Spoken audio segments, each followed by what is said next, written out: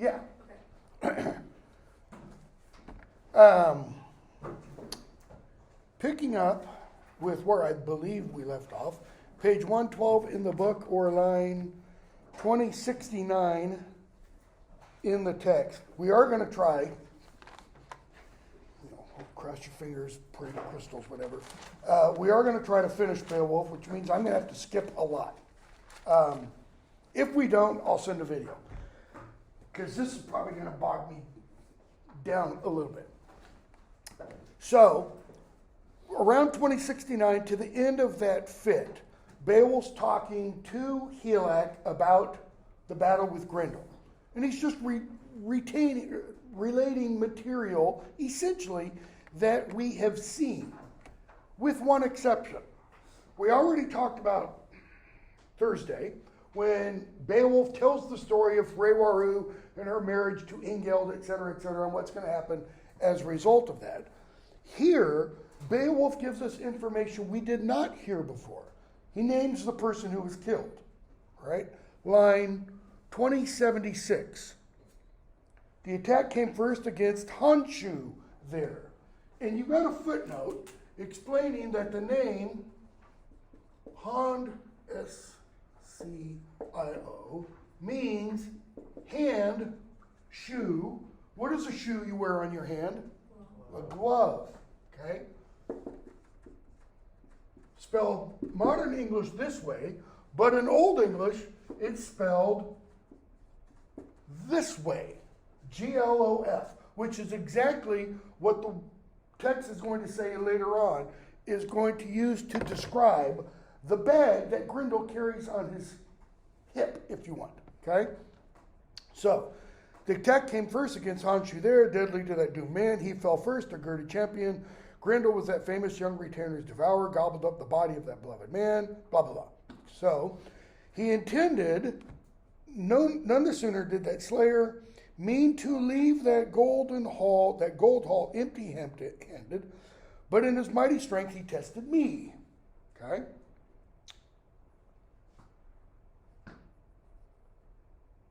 A glove hung, huge, grotesque, fast, with cunning clasps, all embroidered with evil skill, with the devil's craft and dragon's skins. Very enigmatic. Nobody really knows exactly what this refers to, other than he's got something like a purse hanging by his side made out of dragon skin. Okay? Inside there, though I was innocent, that proud evildoer wanted to put me. So by having Honshu and then the glove referred to, some scholars think, and not a lot's been done about this, some scholars think that's an element of Anglo-Saxon humor. That probably mostly drunk Anglo-Saxon warriors listening to this in the hall would, burst out laughing, thinking this is pretty hilarious. When I said not much has been done on this, I mean not much has been done on Anglo-Saxon humor. Relatively little has been written. There is a book, a collection of essays. I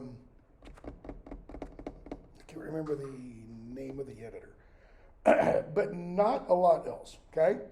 So he goes on, Beowulf does, talks about the battle.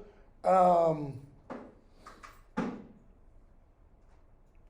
going to skip a bunch. Grendel's mother comes. She avenged her son, he says, line 2021. Notice, Beowulf doesn't, at that point at least, doesn't necessarily ascribe any kind of evil motive to her. He's saying, she behaved in good Germanic fashion. And he mentions Asherah, the wise old counselor, etc., etc. What a distress that was to Hrothgar.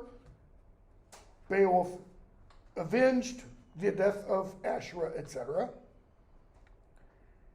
Talks about receiving more treasures, fit 31. So that nation's king followed good customs, in no wise have I lost those rewards, talking about the treasures that Hrothgar gave him. And he says, son of Halfdane, Hrothgar, offered me treasures, line 2146, at my own choice, which I wish to bring to you. And that implies he kind of, think this is the doorway to his storehouse. He opened the door and said, go take your pick. What do you want?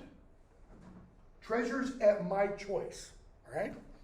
So, Beowulf says, which I wish to bring to you, O War King, to show goodwill. Why? Because he is a proper Thane.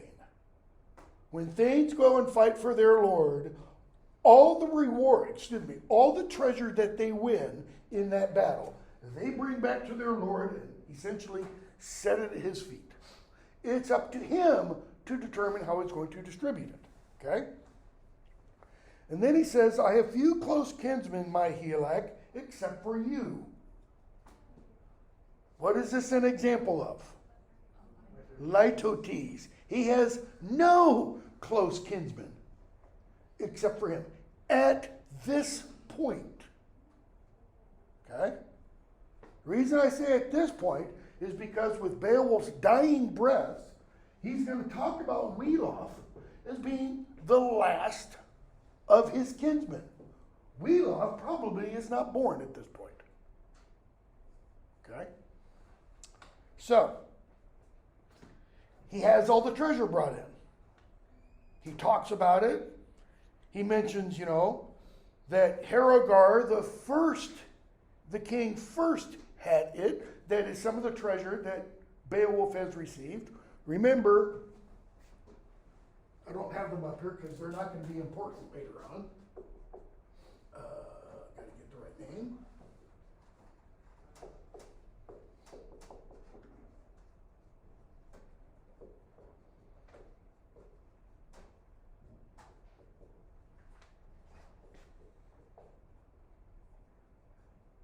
Probably Yrsa, who marries Onela. Harogar, Hrothgar, Holga. Hrothgar said, Harogar was better than me. Holga is called Holga the Good. Good how, we don't know, okay? But here, Beowulf tells us, Harogar did rule as king before Hrothgar. We don't know how long. That gets again to that question of how old is Hrothgar when we meet him? And that also gets to the question, partially at least, of Beowulf's age. Maybe Harogar ruled for 20 years before Hrothgar.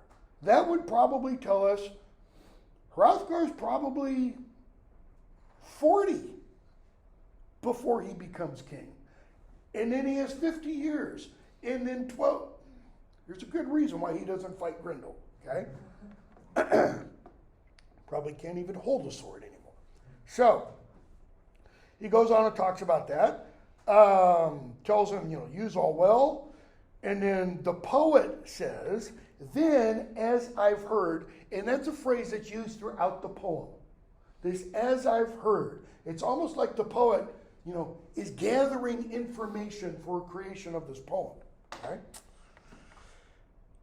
The end of that section, 2172, the poet says, I heard Beowulf gave the neck ring to the necklace that Wealhtheow gave him to Hygd.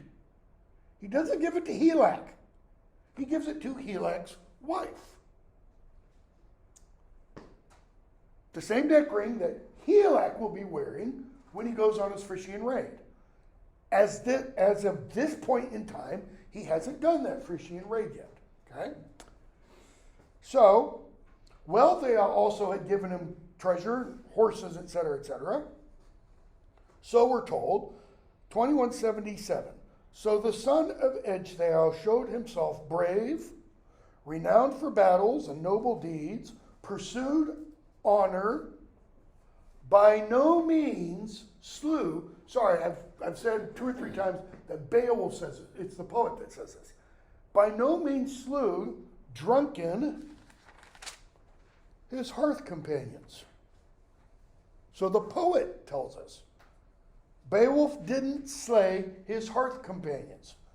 And notice how Liuza translates it. It implies that Beowulf, drunken, never slew his hearth companions. It's translated in other places, Beowulf never slew his drunken hearth companions. Okay, there's, obviously a difference. If he's drunk and not slaying them, or if they're drunk and he's not slaying them, either one. Okay? He had no savage heart, but the great gift which God had given him, the greatest might of all mankind, he held brave in battle. What's that imply he held? Especially in the context, the immediate context of these lines. What came just before? He didn't slay the guys who drank and ate at his table. He does what with his strength? Louder? He reserves it for battle. He keeps it in check. He controls himself. All right? And then the poet says this. The poet, not within the world of the poem, but within the world of whatever the audience is listening to this. He had been long despised, as the sons of the Geats considered him no good. Nor did the Lord of the Waiters, that is, his king, wish to bestow many good things upon him on the mead benches. For they assumed that he was slothful, a cowardly nobleman. So he was long despised, and the Lord of the Waiters, we don't know, okay, that when the time frame that is referring to, we don't know if that refers to Helak or one of these two as king. Okay? If it's Beowulf in his youth, any one of these three could have been king at that time. We don't know, the poem never tells us that, take that back, the poem does tell us. Heribald never becomes king because Hrethel's still alive. All right? So, Heribald gets killed by Halfdan. Hrethel's still alive, Hrethel's still king. Halfdan's going to get killed later in the Swedish Wars, all right? At that point, Hrethel is dead. So we don't know if when Beowulf was despised by his people, is when Halfdan was king or Helak was king. Why the emphasis on, both the poets and mine, on Beowulf was despised? He was thought to be no good. He was slothful, 2185. There's a particular word I believe is used. Yeah, 2185, 86, 2187b. That hey, slack wara. S-L-E-A-C. Slack. Sound like any modern word? Have an on it. Slacker. It's the word from which we get slacker or slack. They thought he was a slacker. Why is that significant?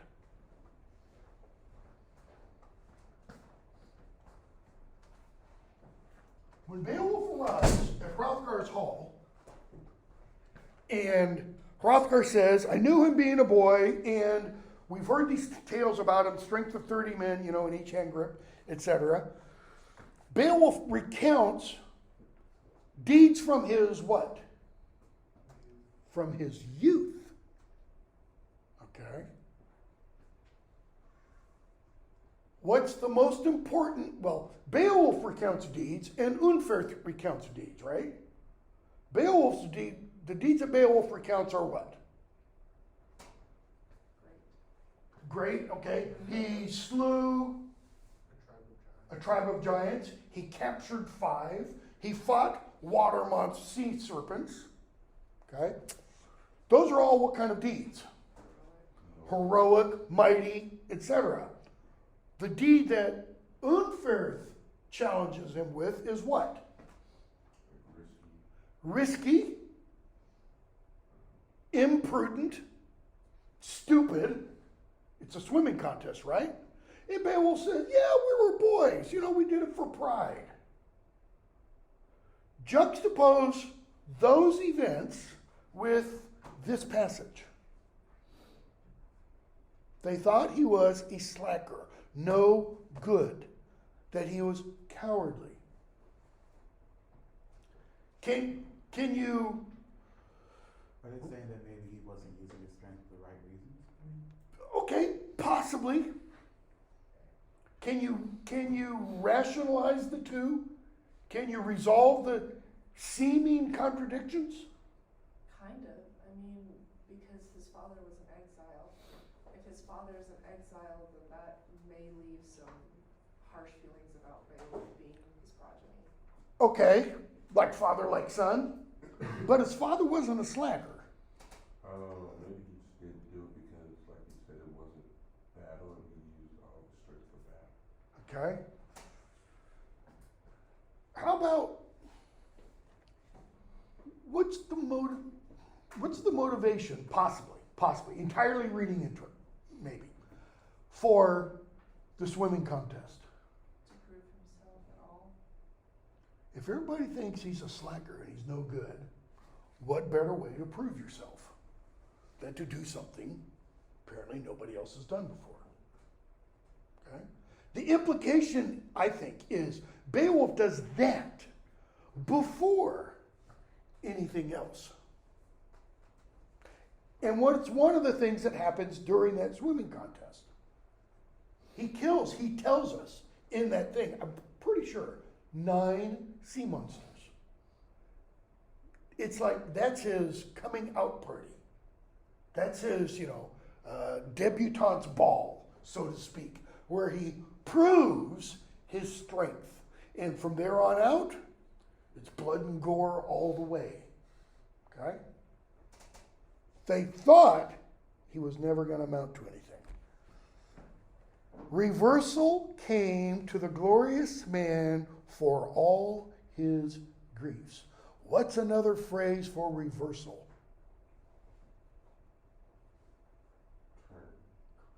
Turn. The old English word, wind on, to stop shaking, to change or to turn. Everything else, just want to rip it off. To turn or to change. From the earliest part of the poem, we get this emphasis on change, a change of fortunes, a turning. Those who don't expect change suffer what? That passage 175 to 188. The fire's embrace. The fire's embrace does not have to refer to after death hell. It can be the being stuck here, catch her in the rye, and catch 22. That life just sucks and then you die, kind of a thing. Okay? But reversal came to him. In other words, the people who used to think he was no good, who the Lord who would not bestow upon him any treasure upon the mead benches. So notice what that implies. Warrior, warrior, warrior, warrior, warrior, warrior, not a warrior. All of you get treasure, you get squat. Okay? Everybody's attitude towards Beowulf changed. Remember what he tells Hrothgar about in his opening speech to Hrothgar? To the undoomed man, or to the man not fated to die, if he has courage, he can do what? It's kind of like he can change his weird. The protector of earls, battle-proud king, ordered the heirloom of Hrethel brought in adorned with gold. Okay, this is Hygelac that this is talking about. So Hygelac now gives Beowulf treasure from Hygelac's father, Hrethel, Beowulf's grandfather. Okay? No finer treasure in the form of a sword. He gives Beowulf kind of like the crown jewels. That would be the equivalent. He puts it in Beowulf's lap. And and gave him 7,000 hides of land. The 7,000 is not necessarily meant to indicate, I don't think, a literal amount. It is a ton of land. In fact, Beowulf has more land than anybody else but Helak. Helak's the only one who has more. All right? Both of them held inherited land in that nation, a home and native rights, but the wider rule was reserved for the one who was higher in rank, that is Beowulf. Okay? Then, look at 2200. 2200 to, well, just 2200. Then it came to pass amid the crash of battle in later days.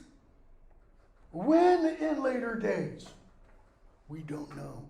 We don't know how much time passes from Beowulf's giving the treasure to Helak to after Helak lay dead, and for Hardred the swords of battle held deadly slaughter under the shield wall when the battle Shilvings sought him out. The battle Shilvings, that's the Swedes. Okay? Those hardy soldiers and savagely struck down the nephew of Hereric in his victorious nation. That's Hardred. Then came the broad kingdom into Beowulf's hands. So from 2200 to 2209, he held it well for 50 winters. Boom! We go from however old Beowulf is when he returns to Helak to now he's that age plus 50. Which is why I think it's kind of important to try to figure out how old Beowulf is when he kills Grendel and Grendel's mother. Because if he's 20, now he's 70. At least. Again, we don't know how long Helak's reign lasts from when Beowulf returns to when Helak dies and becomes king. Or how long Hardred's reign is. It could be 2 years. It could be 2 months. It could be 20 years. Which makes Beowulf, at this time, fighting the dragon, he's pushing 120 probably. Otherworldly, in other words. Okay? He was then a wise king, old guardian of his homeland, and in the dark nights a dragon began his reign, who guarded his hoard in the high heaths, in the steep stone barrows, the path below lay unknown to men. And then the manuscript on this page is damaged. Okay? Not accidentally. This is the page in the manuscript, the leaf in the manuscript that has had an entire side scraped clean and then rewritten. Something else written over it. Kevin Kiernan talks about this in his book, Beowulf and the Beowulf Manuscript. Okay? This is where he argues is evidence that the actual writing of the poem in the manuscript is the creation of the only version of the poem that we have. And that prior to this, prior to the inscription in this manuscript, the poem that we know as Beowulf never existed. Maybe the story about Beowulf and Grendel's mother existed, and the story about Beowulf and the dragon existed. But the two parts were never brought together before. So this is something totally new, Kiernan argues. All right? That is definitely a minority opinion among Beowulf scholars. Not necessarily, that's not light to tease. I don't mean minority. Kiernan's the only one who accepts it. There are others who accept it, but it's definitely the minority opinion. Okay?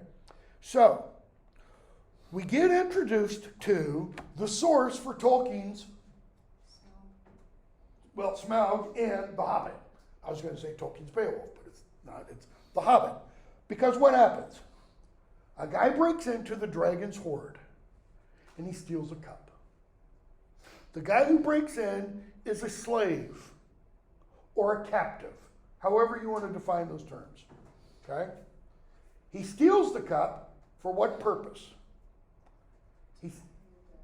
Louder? To pay a debt. He thinks he can buy his freedom to pay a debt. Okay? What happens as a result of stealing the cup? Vengeance by the dragon. The alarm bell goes off, right?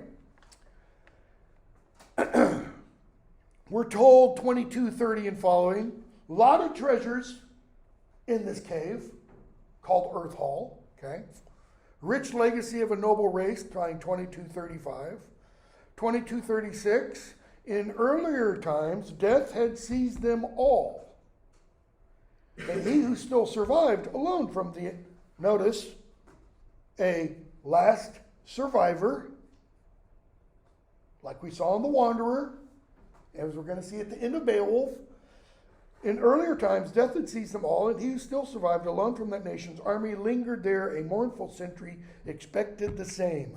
He's a sentry. What does that imply? What is your job if you're a sentry? You're keeping watch. He's the only one left alive of his nation, his tribe, his race. What's he keeping watch for? What's he going to protect? I mean, you keep watch to protect those that are kind of behind you. Okay? And we're told, so he's keeping watch, and there's an open barrow. A barrow is a mound, like this. And it implies that this barrow has a doorway into it. There are circular mounds, barrows, in England, and then there are what are called long barrows. There are long barrows on the continent also.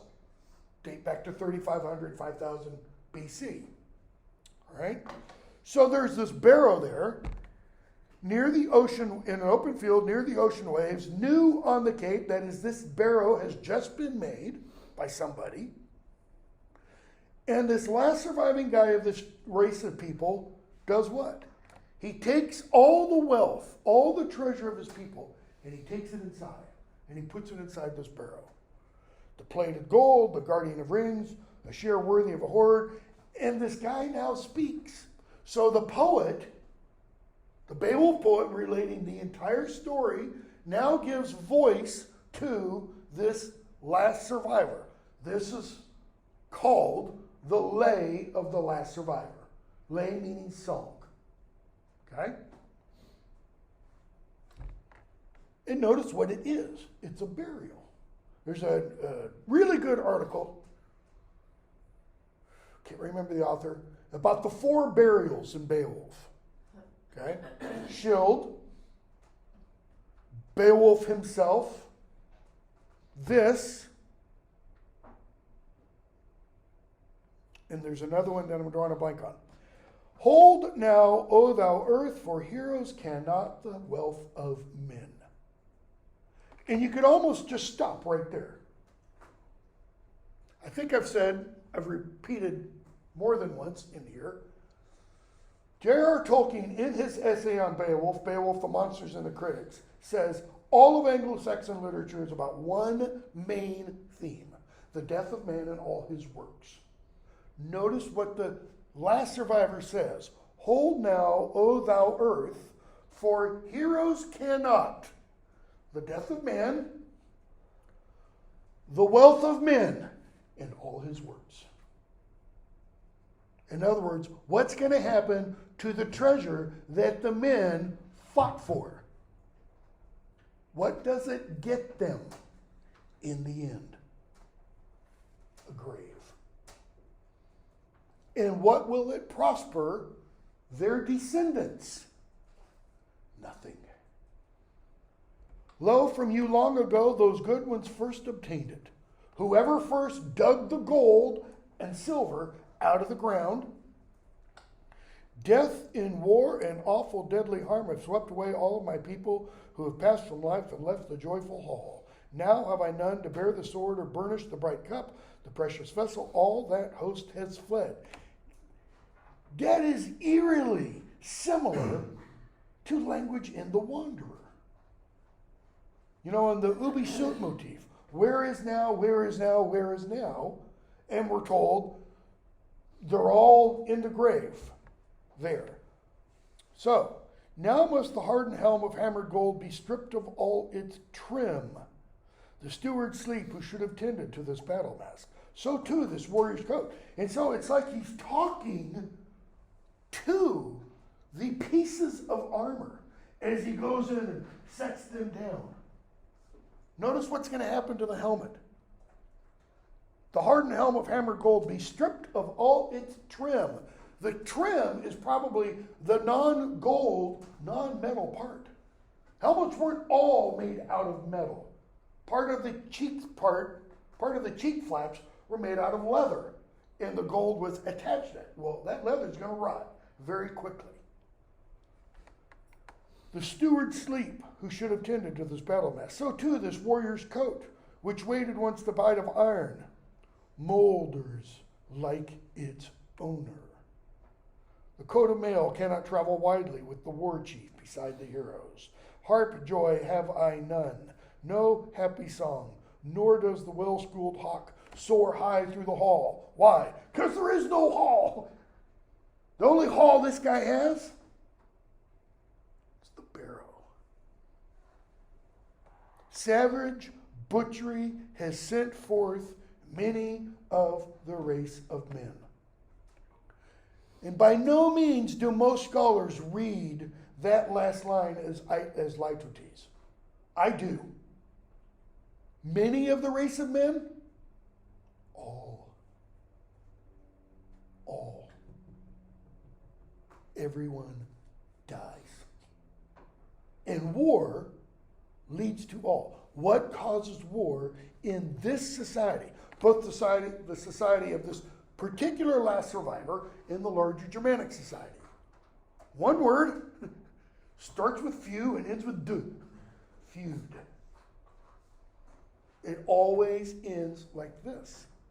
So grieving, he mourned in sorrow alone after all, unhappy spent both days and nights until the flood of death broke upon his heart. The flood of death broke upon his heart. That means death overtook him. You could also interpret that as to mean he died how? Brokenhearted. Just like we're going to be told by Beowulf, Hrethel, his grandfather, dies. Okay? And the very next thing we're told, an old beast of the dawn finds the open barrow and goes inside, and like your dog, walks around a few times around the pile of gold, curls up in a ball, and goes to sleep. Now, I always mention this, I don't know why, but I just find it very interesting. A guy named Raymond Tripp, P, I think, Tripp, who was an Anglo-Saxon scholar, held in high regard by a lot of people. He's actually mentioned in Mitchell and Robinson's introduction to Beowulf. He wrote a book about this whole passage, and he argues in it that the last survivor, okay, the guy who says these words, supposedly, goes, and after he deposits all the treasure, he lies down and dies on the treasure. And then wakes up. So notice, he died, really died, but then woke up as the dragon. He became the dragon. Okay? And he gives a bunch of reasons for it. One of those reasons is an Old Norse analog, the Fafnir Thruthmal or something like that. Okay? Fafnir, a named dragon in Germanic literature, was not always a dragon. He was someone who went to sleep on a dragon's hoard and woke up, went to sleep, didn't die, and woke up transformed into a dragon. That is, he became a dragon because of his avarice. And if you're familiar with C.S. Lewis's Chronicles of Narnia, Voyage of the Dawn Treader, Eustace goes to sleep on a dragon's hoard and wakes up a dragon. Okay? I would say No one, other than Ray Tripp, thought that about this dragon. And I'm not kidding. The book's 300 or 400 pages. It's pretty dense, okay? But nobody agrees with him. I mean, he's written other stuff. A lot of people, very influential. So, the dragon then sleeps for 300 years. We're told 300 winters that threat to the people held in the ground his great treasury, until one man made him boil with fury. So what does that kind of tell us? Go ahead. 300, Beowulf is 300 years? No. The dragon laid down. Beowulf came and fought the dragon, does that not mean that Later. Beowulf fights the dragon after. after these 300 years? Yep. So Beowulf is at least 300 years No. old. When the dragon comes and goes to sleep in this barrel, Beowulf's not alive yet. Oh. The Lay of the Last Survivor Okay. actually happens 1,000 years ago. Okay? It's going to be explained a little bit later. The guy who sings the song, the Last Survivor song, buries the treasure and dies. All right? Now, what the poem says is, an old beast of the dawn found that shining hoard standing open. What is not said there? When? It's 700 years later, we're going to be told, that the dragon finds the treasure. So 700 years pass, then the dragon comes, and the dragon falls asleep for 300 years. All right? Then the thief comes in and steals the cup and wakes the dragon. What's the, for those of you Harry Potter nerds, what's the motto of Hogwarts? Never tickle a sleeping dragon. What's it really mean? Never wake the sleeping dragon. If a dragon's asleep, guess what its state will remain if you don't wake it up? It'll stay sleeping. This is important because the dragon's been awakened, right? In The Hobbit, Bilbo goes into Smaug's mountain. Smaug is asleep. Bilbo doesn't go, wake up, you dirty. Bilbo just goes in, takes a cup, but the dragon smells him. And that's what wakes Smaug. And Smaug knows every little piece of treasure. This is part of dragonology. At least Western dragons. I don't know about Eastern, Chinese dragons. Western dragons are like glorified accountants. Man, they know every speck of treasure in their hoard. Guy takes a cup. Dragon wakes up. What's the dragon do? So imagine the barrow. I'll use this. The barrow's like this. Okay? Here's the opening to the barrel. The dragon comes out, and how does the dragon exact its revenge per se? Does it act like an automatic or a robotic vacuum cleaner or Roomba? If you've ever seen a Roomba, what does it do? It goes here, and then it goes there, and it goes there, and it goes there. It looks totally random, right? It's not what the dragon does. The dragon's very efficient. The dragon mows a yard like I mow a yard because I used to be landscaper. You do this.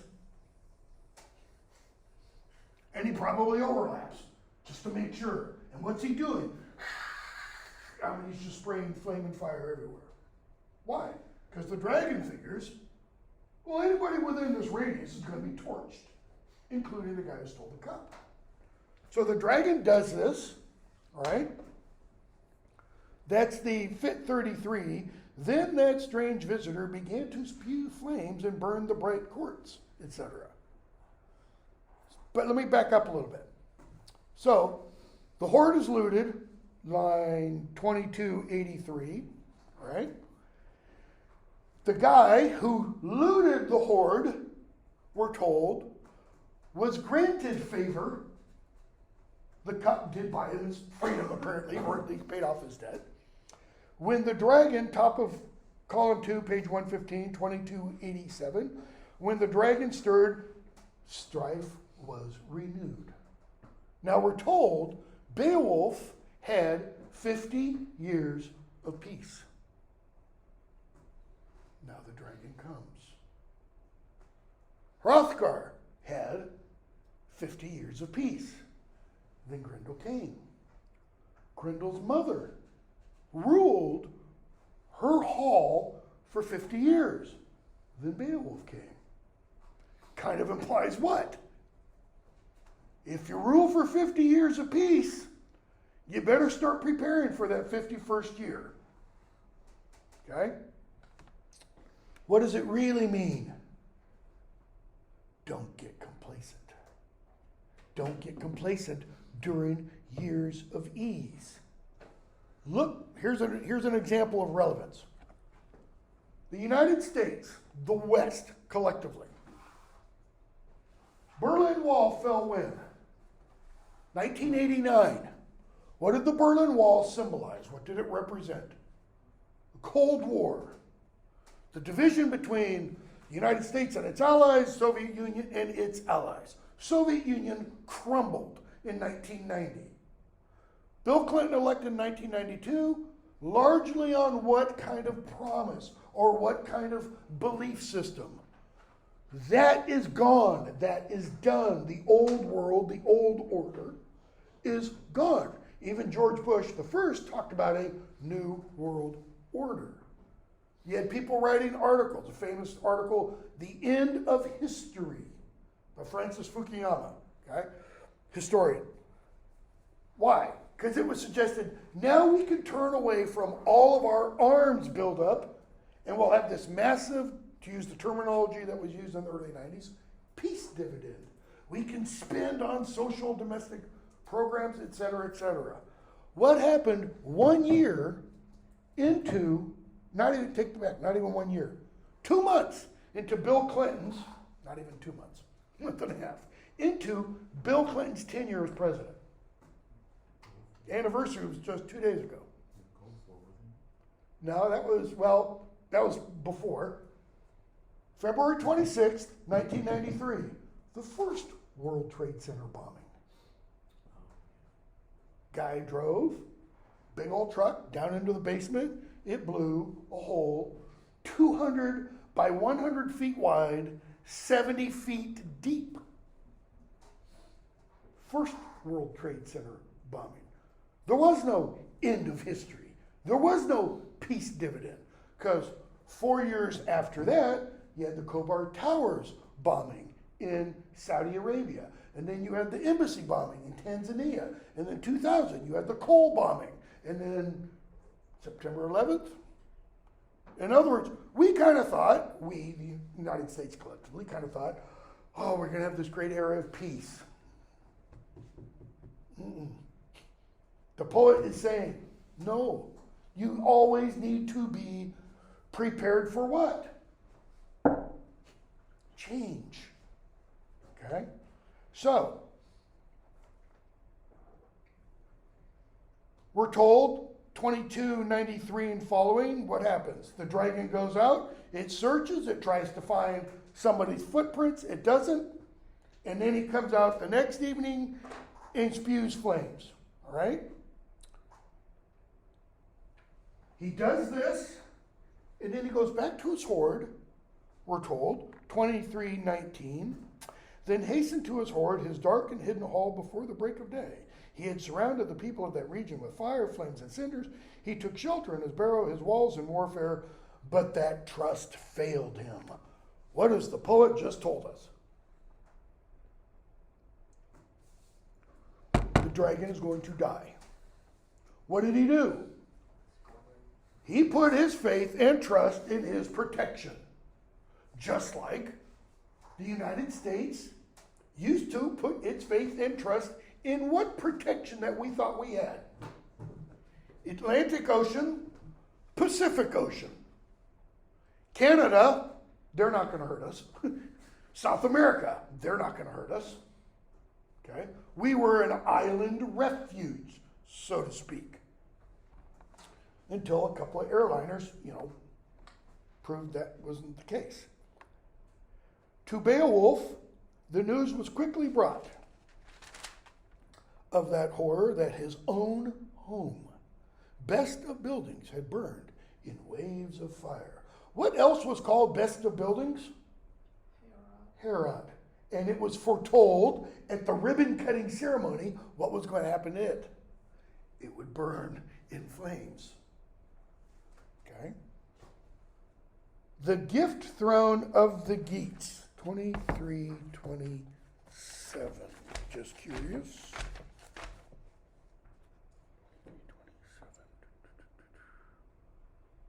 Yeah.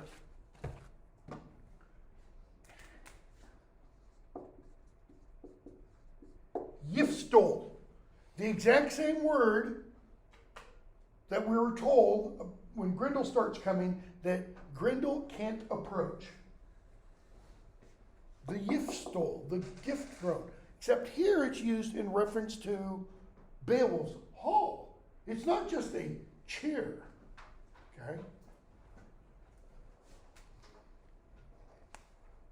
And what does Beowulf do? Notice the difference between Beowulf's response to the dragon's turn of events and Hrothgar's response to Grendel's turn of events. To the good man that was painful in spirit, greatest of sorrows. Okay, that's similar. The wise one believed he had bitterly offended the ruler of all, the eternal Lord, against the old law. We're not told that at all about Hrothgar. What are we told Hrothgar does?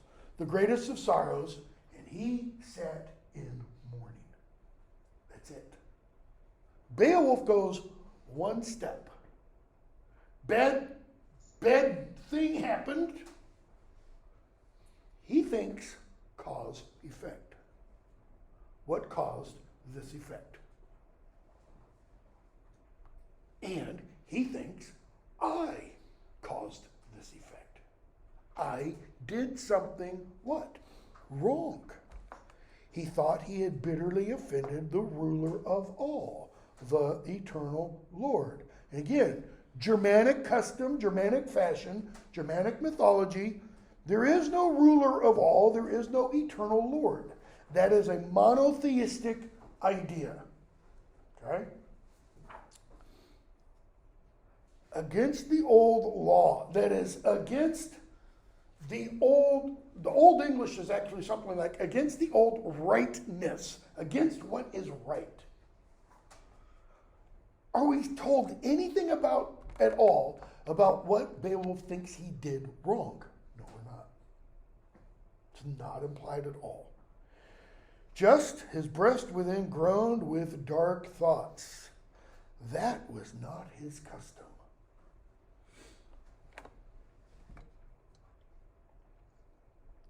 Dark thoughts. And notice, it's his breast. It's not his mind. Okay? Remember Hrothgar's homily? What did he say in the homily?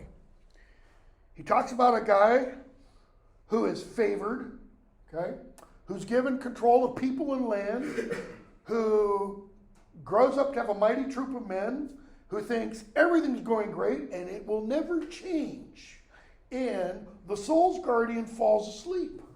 And when the soul's guardian falls asleep, that's when he is shot under the helm into the breast with a bitter or fiery arrow or dart.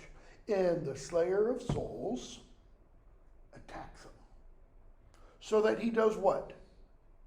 What does the person start to think at that point? I don't have enough.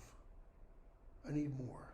I need more land. I need more men. I need more treasure. Okay? Are we told those are Beowulf's thoughts? No, we're not. But the attack applies to the same place. It's in his heart. Doubt arises. Okay? So he has these dark thoughts. We're not told what those dark thoughts are. The fire dragon had raised that fortress, the folk's stronghold, with steering flames. What is that place that's being talked about? The hall. This is the Capitol building for our context. Right? It'd be one thing if the White House had been destroyed in 9/11. I mean, it would be seared on our consciousness. It'd be, in one sense, even more, I think. Could be wrong. Well, it would for me. I won't speak for anybody else. If the Capitol building had been destroyed. Congress, okay, just destroyed. Just let that sink in.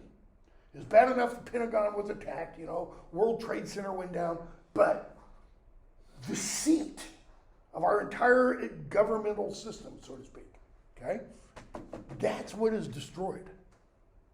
So obviously, Beowulf wasn't home at the time. He was at his summer dacha, to use a Russian term. And for that is, because of that, the War King, Prince of the Waiters, devised revenge. The feud is awakened, Why does the dragon attack Beowulf's people? Because somebody stole something from him. In other words, when the guy takes the cup, feud. He starts a feud. So Beowulf orders them to make him a shield. And there are articles about this that equate, take that back, don't equate, that suggest an analog, if nothing else, between this and the making of Achilles' shield in the Iliad, because they're very similar. And some have actually suggested whoever this author, composer is familiar with with Homer's Iliad. Okay? Not made of wood, made of metal. Why? As a character says in William Faulkner's Barn Burning, wood can burn. Metal doesn't. Gets hot, but it doesn't burn. Got to have a certain temperature, it'll melt. But wooden shields doesn't take much. Okay? Then we're told, 23:41. The long good nobleman had to endure the end of his lone days, this world's life. Beowulf's gonna die. I'm preparing you now. And so did the worm. And the worm, the dragon, is going to die also. So, we're told, Beowulf scorned to seek out the dragon with his full force of men. He did not dread that attack, nor did he worry much about the dragon's warfare, his strength, or valor, because he, Beowulf, had survived many battles earlier. In other words, Beowulf isn't going to take his full army out to fight the dragon. He's going to go out with a few men. Why? I'm Beowulf. I'm a monster killer. Grendel's mother, giants, sea monsters. I've done it.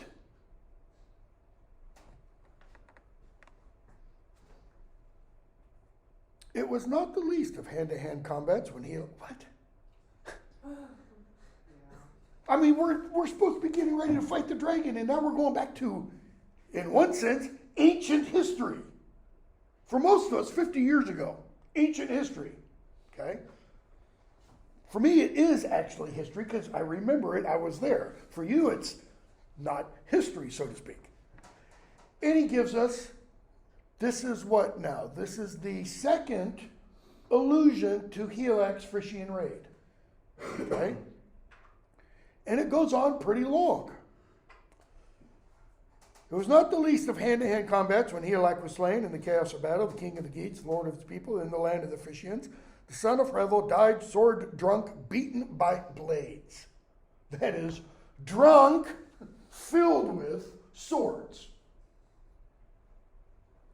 Beowulf escaped from there. So Beowulf, now we're told, we weren't told in the earlier reference, Beowulf was with Helak on the Frisian raid. Through his own strength, took a long swim.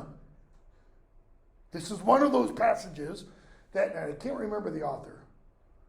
It's not Robinson, it's somebody else, who wants to demythologize Beowulf, says, no, it's not a swim, it's rowing. He was in a boat rowing with the armor of 30 men. So, he took a long swim and he had in his arms the battle armor of 30 men when he climbed to the cliffs.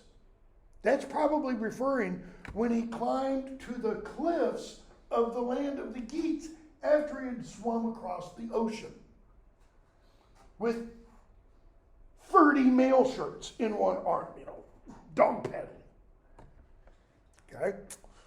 By no means did the Hetwera, another term, your gloss tells you, a Frankish tribe apparently on the side of the Frisians. Some suggest that Hetwera is just another name for the Frisians. Like you have battle Schilvings in Swedes. Okay? Few came back from that brave soldier to seek their homes. Litotes. None. One person survived this battle. Beowulf. All the other Geats died, and all the Frisians and Hetwerians died. Okay? The son of Ecgtheow crossed the vast sea, wretched, solitary, returned to his people, where Hygd offered him the hoard and kingdom, rings and royal throne. Remember, Hygd is Helak's wife. So Beowulf returns to the land of the Geats, and Hygd says, the throne is yours if you want it. Problem with that? Yes. She has a son. He should be king. Remember when Wealhtheow says, somebody told me a story, Hrothgar, that you want to adopt Beowulf. No. Give him the treasure, but leave the land and the people to your own sons, Hrethric and Hrothmund. Okay? She offers him the throne and kingdom. And some people want to suggest herself as well. She did not trust that her son could hold the ancestral seat against foreign hosts now that Helak was dead. Why the against foreign hosts? What did Helak do? First Frisian raid reference. He opened a feud against the Frisians. They weren't at open war. He started one. Okay?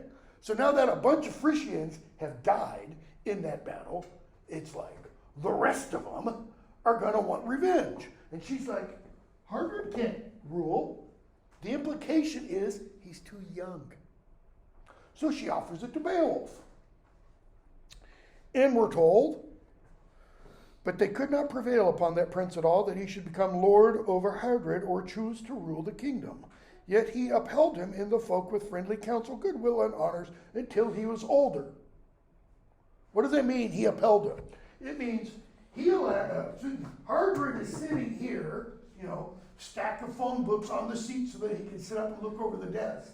And Beowulf's sitting behind, flexing his muscles. Kind of, you want to come to him? You got to go through me. What does everybody already know about Beowulf? Monster killer. Don't mess with Beowulf. Okay? So notice, Beowulf does that until Hardred is old enough to rule on his own. Is he 16 and at 18 he gets to rule? Or is he 6? And 10 years have to pass? Or 12? Or we don't know. Why is that important? Because however many of those years pass, that adds to Beowulf's collective age when he faces the dragon. He could be really old, folks, is my point. Nobody talks about that. It's not addressed in any scholarly criticism. Okay?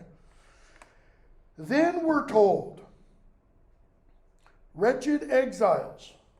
Okay, this is a big, long digression. Begins with 2354. Then we're told, wretched exiles, the sons of Otra, sought him out across the seas. They had rebelled against the Shovings ruler, the best of all the sea kings, who dispensed treasure in the Swedish lands, a famous king. Okay? That cost him his life for his hospitality. He took a mortal hurt with the stroke of his sword. That son of Helak and the son of Onyenthal afterwards went to seek out blah, blah, blah, blah, blah. That's what all this is about. Okay? So, let's start at the Frisian raid. We're going to get the name of the guy who kills Helak later. So Helak goes on the Frisian raid. He's killed by a Frisian champion named Day Raven. Dawn. Raven of the morning. Announces the morning. Okay? Day Raven, we're going to be told later, is killed by Beowulf. Beowulf literally bear hugs him to death. Beowulf doesn't kill any humans in the poem with a sword. He only kills them with his brute, or one could say, Aglacan monstrous strength. Right? So, Felix out of the picture. Beowulf stands behind Hardred, protects him. Hardred becomes king. Okay? We're going to leave some of this stuff out for a moment. Ohtera's two sons, Anlund and Eadils, they run off to Hardred for protection, for refuge. Just like Beowulf's father, Ecgtheow, went to Hrothgar for protection. Okay? Why? Because we're told they rebelled against Onela, the best of sea kings. So why would they rebel against Onela? Okay, look at this picture. The only reason is because it's probably killed their father. The implication is, and in Old Norse material, it's clear, Onela killed his brother. Which tells us kinslaying, not a good thing to do. This is a problem, okay? Because if he just died of natural causes, who should become king? Not Onela. The only way Onela can become king, the only way in England today, Andrew, Prince Andrew, you know, the one who's out of favor because of Jeffrey Epstein and all that stuff, the only way he can become king is how? Charles dies, Will dies, Harry dies, and Will's, how many kids does he have now? 2 or 3.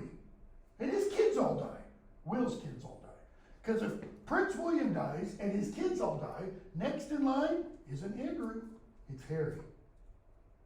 In fact, not only Harry has to die, his kids have to die before Andrew could lay a claim to the throne. Okay? It's the same thing that applies here. Onela, he's down there on the totem pole. Because if he's dead naturally, Aemon should be king.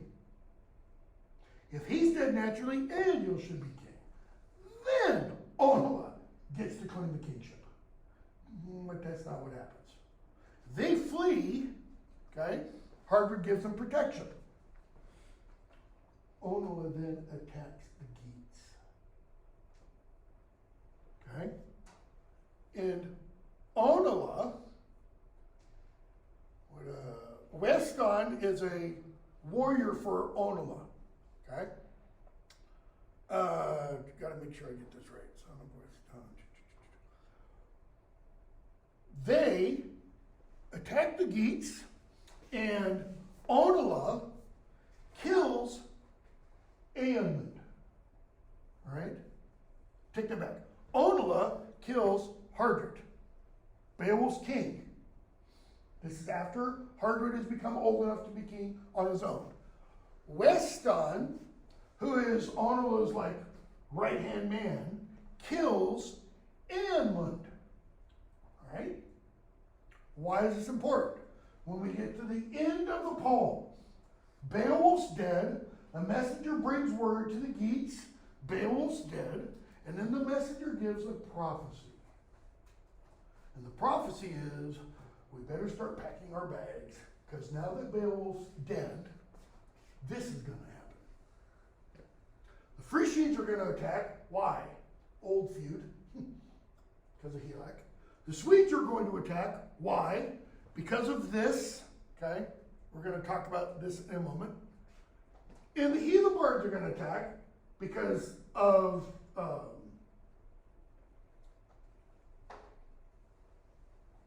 Beowulf's father and his battle against the Heathenbards. Okay? When Beowulf dies, Beowulf's going to be king after him. Beowulf is the son of Weston. Weston is the man who killed Eanmund. His brother is still alive. His brother is now king of the Swedes because he's been killed. King of the Swedes, son of the man who killed his brother.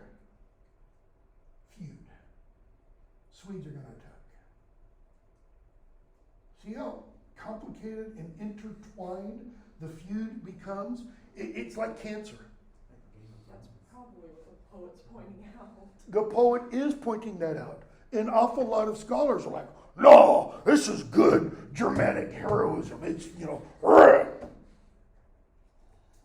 And the poet is suggesting, you know what good Germanic heroism and the fourfold Germanic ethic gets you? 6 feet in the ground and a lay of the last survivor. That's what it gets you. Okay? So, look at what, yes. How did Beowulf become king after Beowulf then? He's not Beowulf's heir. He's not Beowulf's son. Beowulf doesn't have any children. Another guy's written a big long book based on the last 5 lines, on 5 lines in Beowulf, 3155 to 3160, I believe, in which he argues Beowulf did have an heir. It's crazy. Beowulf tells Beowulf, you are the last of our people. He's the last surviving Waymunding. And Beowulf, with his dying breath, takes the neck ring that he is wearing off and gives it to Beowulf. That is the symbol or the sign of the passage of kingship. Okay? So Beowulf will become king. Well, if he's the last one, who the hell is he reigning over? Well, there's still Geats. No, he's the last of this tribe of people. Like the last survivor, the wanderer, Rhyme of the Ancient Mariner, Ishmael and Pequod, It's this theme that runs throughout. Okay? But, just before we get to the end of that, we're told 2384, that cost him his life. That is, Hardred's giving refuge to Eanmund and Eadgils resulted in his death. For his hospitality, he took a mortal hurt with the stroke of a sword, that son of Helak, and the son of Onyenthal, that is Honorla, right, who is referred to a few lines above, afterwards went to seek out his home. So, Honorla in Weston attack. Ona kills Hardred, Weston kills Eanmund, Eadgils survives. Beowulf is here. He's at the battle. What should come next? Beowulf is there when his king is killed. What should happen? Onula should be dead. I mean, what happened when Beowulf went with Helak on the Frisian raid and Helak died? Beowulf squeezed him to death, and then maybe the Geats were mostly alive and killed most of the Frisians in Hetwera, or it's possible that Beowulf killed them all himself. Every last damn man, one of them. Okay? Which tells us he could do this. But he doesn't kill his king's killer. I raised this on the NSACS list in like 1997, and you would have thought I said the Pope was a Martian or something. I mean, the vitriol that burned over those internet lines was amazing. Because my point was, ain't very heroic of Beowulf. He's not avenging his dead lord. What gives? And everybody, not everybody, a few really big names were like, that's a pretty good question. Nobody's ever raised that issue before. But a lot of people said, Ted, look at Fit 34. In later days, he did not forget that Princess Fall and befriended ENGL, the wretched exile. Yeah, in later days. That implies time has passed. Usually in the Germanic stories, that revenge, it's immediate. It's swift. It's shock and awe now. Okay? Back up just a minute before we get to Fit 34. So Onula goes back home after Hardred lay dead. And then we're told 2389. And this is what really set a lot of folks off on that listserv. And let Beowulf hold the high throne and rule the gates. Let, the verb to let, means what? Means something different in the UK. In the UK, it means to rent an apartment or house. But if I let you go early, what does that mean? I allow. I give you permission to. Who is letting Beowulf hold the throne? Onula. So if he allows Beowulf to do this, what does that say about power relations? He has the power to keep Beowulf. He's got the power, not Beowulf. He's a freaking monster killer. What do you mean he doesn't have the power or the authority? See that verb, let? That is really problematic here. Because that implies Beowulf is what kind of king at that moment when he is given the approval to sit in the big chair? Weak? Puppet? I mean, when the United States has conquered places and then we've installed somebody, what does that installation mean? The only way you rule is by answering to us. You still do what we want you to do. That creates all kinds of problems for the character of Beowulf. And I've been teaching this for 30 years, and I still haven't resolved all those problems. But I think part of it is because Beowulf is not a normal Germanic king, nor is Beowulf a normal Germanic person, right? But Beowulf. If his name had just been Beowulf, there'd be no problem, because then it alliterates with his father's name.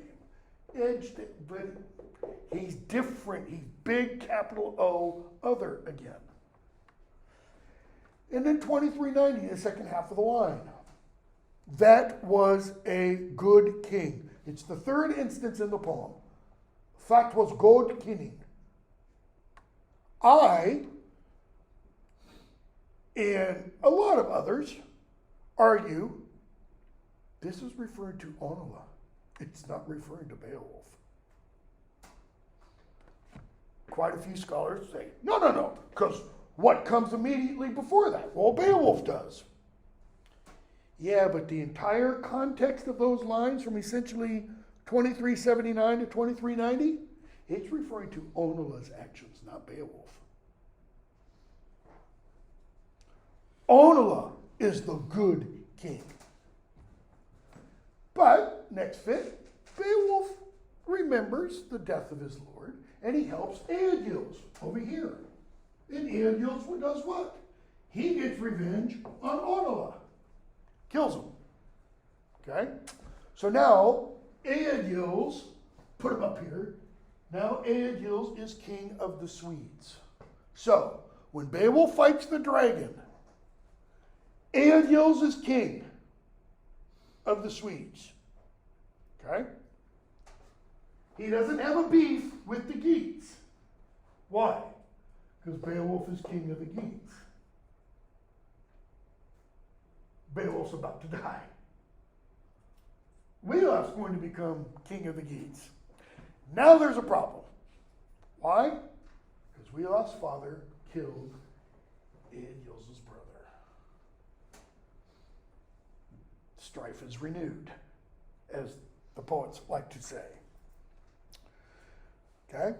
And so, 2397, the son of Ecgtheow had survived every struggle, every terrible onslaught, until, he had to fight the dragon. And so, Beowulf takes a dozen men. Obviously, we're not going to finish this today in class. Takes a dozen men to go and fight the dragon. Ring any bells? Beowulf and 12 followers? It should. Okay? He had found out by then how notice the word the Old English uses, because it's the same word in the modern English translation. How the feud arose. Okay? So he makes the thief come. So it's Beowulf, 12 warriors, and one other. Michael Crichton wrote a novel called either The 13th Man or The 13th Warrior. Okay? He wrote it because he got in a conversation with somebody who said, why do they make students read Beowulf? It's the most horrible. And he's like, no, Beowulf's great stuff. And so he wrote a version of it, which was turned into a movie, partially based upon an Arabic source, actually, because we have a written document from 1300 or so by a guy named Ibn Fodlan about his travels with the Norse. And he watches Norse burials and things like that. Crichton weaves all that in. So, the 13th man is there for a reason. The thief. What does he have to show him? Where the dragon lives. That implies there's more than one barrow in the area. Okay? And he goes, against his will, notice, and they find the hall, an underground cave near the crashing waves, the surging sea. But it's not on the shore.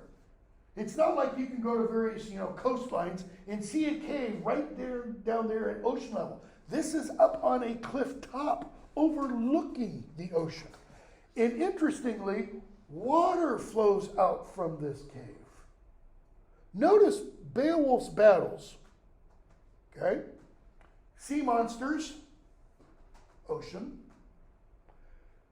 He doesn't fight Grendel in the sea or in the water, but where does Grendel come from? Out of the water. He fights Grendel's mother. He has to go through the water. He has to fight the dragon, and he has to step over the water, or the dragon comes out of water. Somebody, I can't remember who, wrote a study of Beowulf's battles and how water is kind of central to all of them. And if I remember right, the claim is made something about, image of baptism, etc. Okay? Not, again, Beowulf's not Christian, don't go there. Okay? So, they get there, and we're told inside the barrow was gyms and bands and all that kind of stuff. And Beowulf sits down. The battle-hardened king, 24:17, sits down on the cape, wishes good health to his heart's companions. His heart was grieving, ripe for death. He's ready to die, man. And again, when you think about his age, who wouldn't be ready for death? I mean, he's at least 100. He's possibly pushing 120, 140, And he speaks. In my youth, let me put my teeth in, And he starts telling, again, in my youth, exact same words he used at Hrothgar's hall. I remember them all. I was 7 years old when the Prince of Treasures, friend to his people, took me from my father. Who's the friend to his people? The Prince of Treasures. Hrethel. I was 7 years old when he took me from my father. He was fostered, raised by his grandfather. If he was taken from his father at 7, then I think that's telling us what Hrothgar meant when he said, I knew him being a boy. And Hrothgar was newly in his kingdom then. So if we take Hrothgar newly in his kingdom, the beginning of the 50-year reign, and Beowulf was 5 during that period, to take 5 years off, Beowulf's 45, okay? Grendel comes, 57, 50-year reign, 107, and in however many years Helac was king before the Frisian raid, and however many years Hardred was king. 107 plus? Yeah, there's a reason why his heart's ready to give. Okay? And he talks about Hrethel. We don't have time, but. And Heribald and Hathkin. And everybody, all scholars read this as an allusion to the Germanic myth of Hother and Balder. Just before Ragnarok, the gods are having a party, and apparently they used to play these games of throwing things at Balder because Balder was protected and nothing could harm him. Except for a sprig of mistletoe. Kind of like Achilles. And the people are shooting things at him and they're blindfolded. Okay? And Loki puts in Hother's hands an arrow or dart tipped with mistletoe. And he shoots his brother and Balder dies. Thus begins Ragnarok. Okay? But that's not the story that's told here. What's told here is Hathkin kills Heribald. Hrethel is stuck in a catch-22. How do I exact revenge for my dead son against my living son? He can't kill him, because if he kills him, what's he done? He becomes a kinslayer. He's literally damned if he does and damned if he doesn't. And Beowulf says he dies of a broken heart. The conundrum is too great. I once had a student, and there was an interesting argument, such as he commits suicide. You don't commit suicide in Germanic fashion.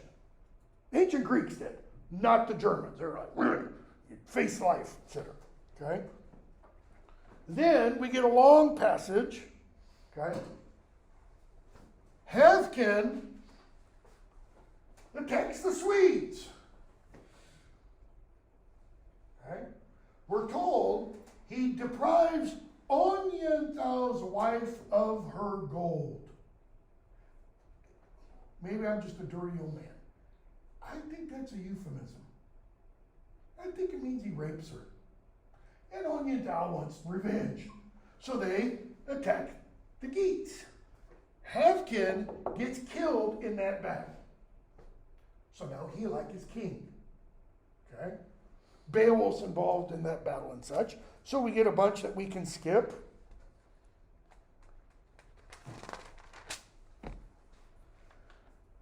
That's the lines 2472 through 2489 is what all that's talking about. Okay?